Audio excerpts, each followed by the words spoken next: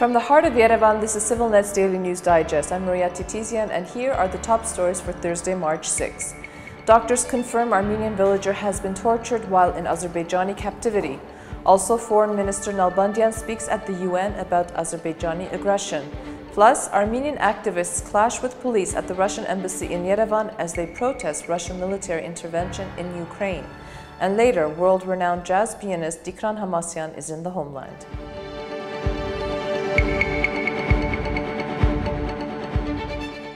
As we reported yesterday, 77-year-old Mamikon Khojoyan was freed by Azerbaijan after he had inadvertently crossed into Azeri territory back in January of this year.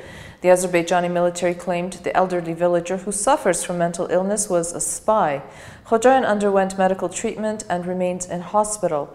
According to doctors, he has no memory of what has happened and doesn't seem to recognize anyone except his daughter. Gamot Chobanyan, the mayor of the village of Veringar, said, "Doctors say it might have happened because of fear. He does not realize where he is. He does not realize that he is in Armenia." I spoke with his doctor who said that Mamikon had to sleep on a concrete floor for a few days. The villager, who was returned under the auspices of the International Committee of the Red Cross, had multiple bruises, fractures, and injuries on his body. Armenia's Foreign Affairs Minister Edward Nalbandyan is in Geneva, Switzerland, participating in the United Nations Human Rights Council. In his speech, Nalbandyan reminded the Council about the several human rights crimes committed by Azerbaijan before and during the Karabakh War, including the pogroms in Sumgait and Baku. He also warned the UN about Baku's increasingly hostile rhetoric, pointing out propaganda campaigns sponsored by the government fostering and inducing hate. He said, "Such propaganda preceded anti-Armenian massacres in Azerbaijan, in Sumgait, Baku, Maraga, and other places, when thousands of Armenians were tortured and killed, starting the ethnic cleansing of Armenians living on the territory of Azerbaijan."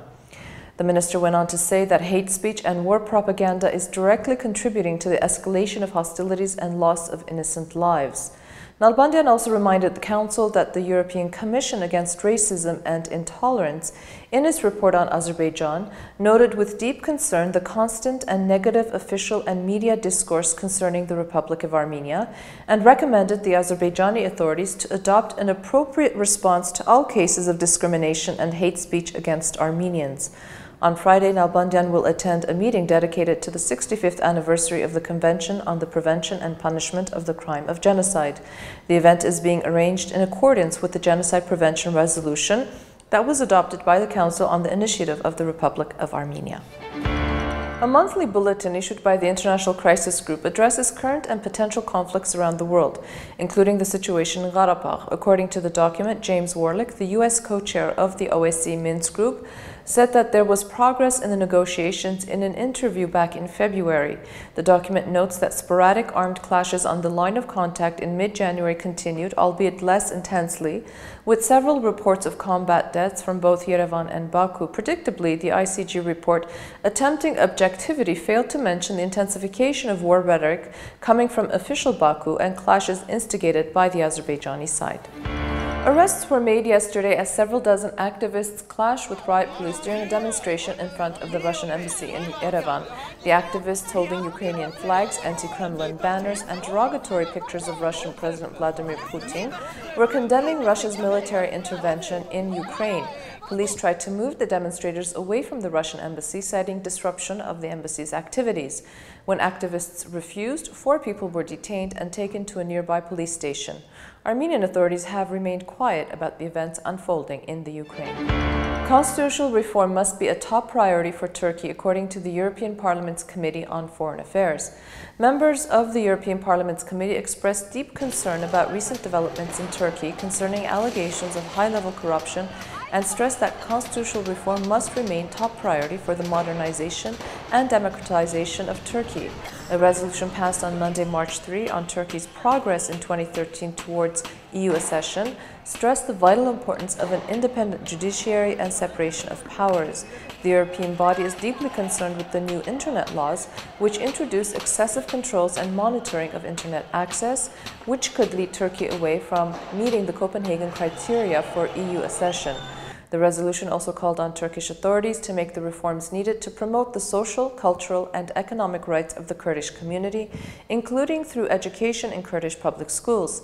They welcomed the joint declaration by the leaders of the two communities on relaunching the talks on the reunification of Cyprus, stressing the importance of reunification. Turkish-Armenian linguist and writer Sevan Nishanyan, who was jailed on charges of illegal construction, is being forced to sleep on the floor of his cell on the grounds that there are no available beds, and he is also being prevented from taking showers. Nishanyan was moved from what is known in Turkey as an open to a closed prison last week after he wrote a letter to the public explaining how an investigation was opened against him after he denounced a guard who stole his credit card. A group of supporters comprised of fellow writers, journalists, and activists have expressed their concern about prison conditions for Nishanyan. They are using Facebook and Twitter to shore up support for the jailed writer. On March 18, an evening dedicated to supporting Nishanyan will take place in Istanbul's neighborhood of Galatasaray.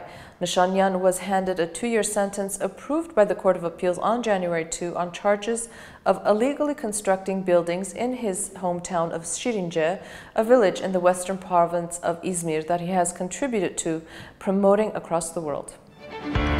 Tobacco production in the country rose by 53.1% to 4.7 million dirhams in Armenia in January compared to 2013. This according to the National Statistical Service. Tobacco industry accounted for about 10.2% of the processing industry in the same period. According to statistics, a total of 984 million cigarettes were manufactured in the country in January, an increase of 76.1% compared to 2013 levels. The 12th annual British Film Festival wrapped up yesterday in Yerevan. The festival this year was dedicated to inclusion and communication. From March 7 to 16, the films will be shown in the towns of Goris, Gavar, and Gyumri. Organized by the British Council, British Embassy Yerevan, UNICEF, and Beeline, the festival featured the best and brightest works in contemporary British cinematography, from comedy and psychological thrillers to documentary dramas.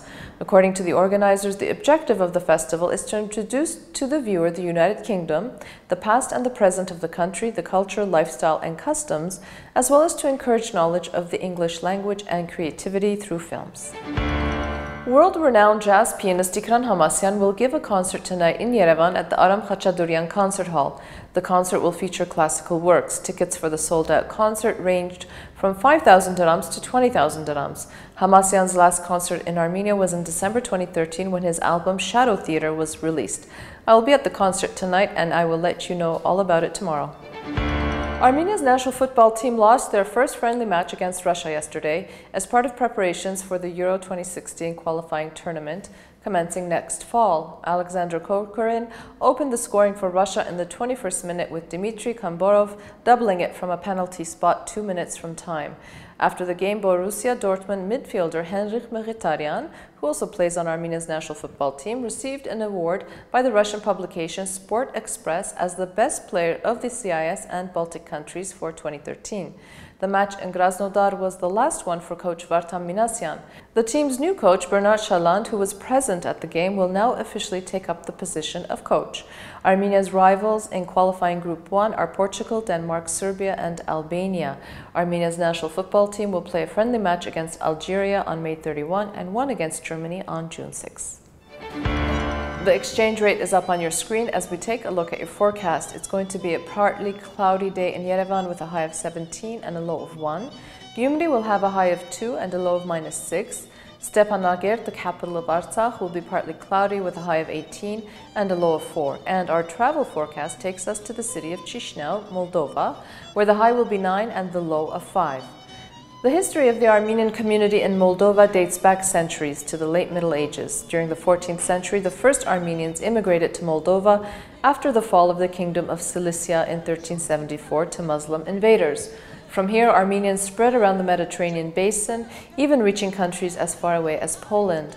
In Moldova, however, Armenians were quick to find success as traders and merchants. Being familiar with trade between Europe and the Levant, Armenians capitalized on their experience, and according to some sources, Armenians had established a sizable community by 1432 during the reign of Alexander the Good of Moldova.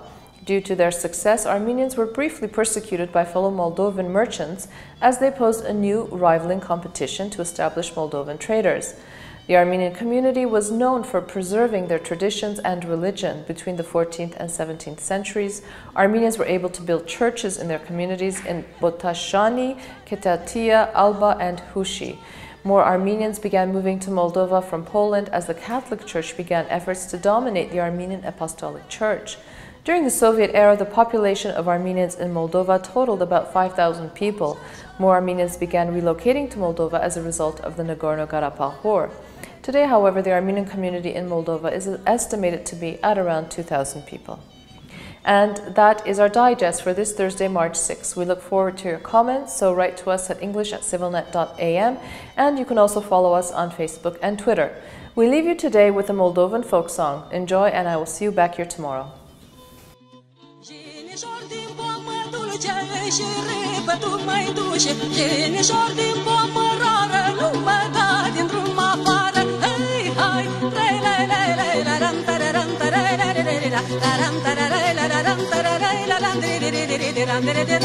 Hop,